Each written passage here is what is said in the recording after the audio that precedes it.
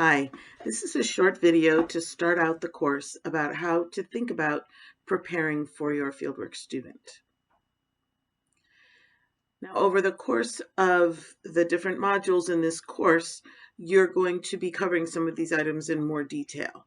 But this is just to get you started thinking, what should you consider, what sorts of things you should think about before a student comes in the door. And the rest of the materials in this module will help you start to lay out a student manual, student orientation, and those sort of things. So let's start with what things you should be thinking about when you are going to be having a student. So you want to start with what kind of learner you are. Your student will likely not be the exact same kind of learner that you are, but it's important to start with some self-awareness. Are you a visual learner, an auditory learner? And how will you think about the student's learning style with respect to yours? Now, in the teaching and learning module, we'll go more into detail about this, but start thinking about it now. Think about what kind of teacher you are and what kind of teacher you want to be. Are you the kind of person who likes to give lots of information all at once? Do you like to give a little bit at a time and let people process in between? Are you somebody who shows charts and graphs, or is somebody who takes people through experiential things? What kind of teacher are you, and what kind of teacher do you want to be? And in discovering what kind of teacher you want to be, one good way to think about it is, what did you like or dislike about the fieldwork educators that you had on your experiences? Now, we all remember our fieldwork experiences, and even many, many years out from when we had our fieldwork. Those were important, pivotal experiences and interactions we had that stick with us as we go forward. And so when you think about it, first of all, remember that however you interact with your student, it's going to stick with them for a long, long time through their career. It'll either be the kind of therapist they want to be or the kind of therapist they don't want to be. So think about those fieldwork educators that you had as a student and what you liked about them, what you disliked about them, and start to craft an approach that gets at the things that you liked and why you liked them. The next thing you want to do is figure out how you're going to find out what kind of learner the student is. Now, some schools will give you a detailed sheet that the student fills out about how they learn. Some schools won't. Sometimes you can ask the student when they first come in. Sometimes you can have them fill something out, fill out a sheet that shares their learning style. Think about how you're going to discover this. The main thing you want to do is understand if you are aligned with the student in their learning style and your teaching style, or if you're at odds with how you teach and how they learn. And if you're at odds, you want to kind of understand how you can bridge that gap so that your teaching can match with how the student learns. So again, what changes will you need to make if there is not a match between your teaching style and the student's learning style? Maybe you need to slow down for this student. Maybe you need to use more visuals. Maybe you need to just give them more articles to read. Maybe that's how the student learns. But you have to figure that out and try to learn that from the student. Another issue that comes up in fieldwork is how fast the student learns. So oftentimes as fieldwork educators, we think we have a pace that we learn at, and we think the student should probably learn at the pace that we expect. But in fact, students have different speeds at which they learn and pick up material. Some students can take 2, 3, 4 weeks and you think they're not doing anything, and then all of a sudden they pick things up and they start moving along. Other students at midterm, we expect 50% caseload, but they're not really there. But yet by the end, they make it. Or maybe they need that extra week or two at the end. They need a little add-on to get to competence.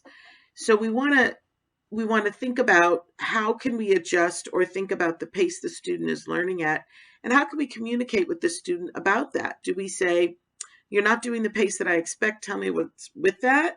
Is this how you usually learn? Are you going to need more than the weeks that are allotted for your field work? So think about the pace at which students learn. It's not all going to be the same. Different students learn at different paces, just like different clients recover at different trajectories too. Then we want to think about how independent a learner is this student. And different students have different levels of learning independence.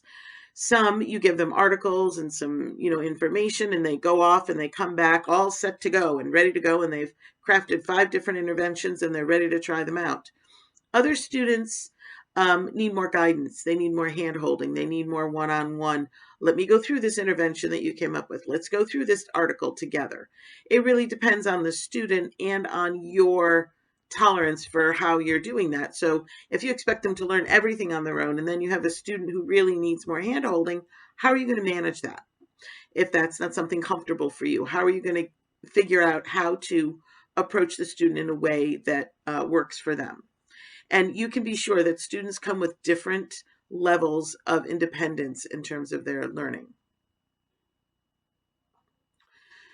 You want to look at the different ways you present information. Again, some students tend to do better with give them a few pieces of information and they go off on their own and they're doing great. Other students need to wander around the department and take apart all the materials that you have and figure out things from there. Think about different ways that you can present the information to students, and different ways that students might get that information so that you have different avenues for ins with different kinds of students. And then you want to think about limits and boundaries. Each of us has our own boundary setting comfort place. Some of us have very clear, strict, close in boundaries and limit setting. Others have further out boundaries and maybe a little fuzzier. And that's all fine and it's working for you. But you want to think about your boundaries with respect to the student's boundaries. Now, this is where we run into some communication problems with students sometimes, where a student will have very loose boundaries, for example, and a fieldwork educator will have very tight ones, and the fieldwork educator won't appreciate or understand where the student's coming from, and the student will think the fieldwork educator is being too strict, and there gets a lot of confusion. So we want to set those expectations for limits with the student and be clear about them. These are the professional boundaries. We don't create friend relationships with our clients, and it looks like this. When you talk with other staff, we have boundaries like this. The boundaries with me are this: I will or I won't share personal information. And you have to figure out what that is and then communicate that effectively with the student. We're going to talk a lot more about communication and structure going forward in future modules, but this is to get you started thinking about that. You want to think about the space you're going to prepare for the student. Is it noisy? Is it quiet? What's typical in your facility? If you have a noisy, busy clinic, it's going to be a noisy, busy spot, and you need to just find a place to carve out for the student. Is it going to be a dedicated space or a shared space? Is there a big long counter with a bunch of computers and people just sit wherever? Then you'll need to communicate that with your fellow staff. Hey, a student is going to be plopping here from time to time doing their work. Or possibly you create a dedicated space for the student and say, this is your workspace. You have to think about your facility and what's appropriate in your facility and how everybody uses space, and figure out how the student's going to fit into that. And finally, you want to think about what are the resources that are available to help you prepare in your facility and maybe outside of your facility, in your department or on AOTA or elsewhere. So you probably are on listservs or other Facebook pages or other sorts of social media places where therapists talk to each other, maybe in your facility, maybe people you graduated with, whatever it is. But which of those resources are you going to use to help you prepare for the student? Find other people that have had students, how they've prepared, how successful that was. So use your resources, use your community, and find information, gather information from other people, and sort through it and decide what of it you like and what of it you don't like. And that will be up to you. And going forward, look at the rest of the material in this module. It should help you with your orientation and your fieldwork manual, at least getting started with it.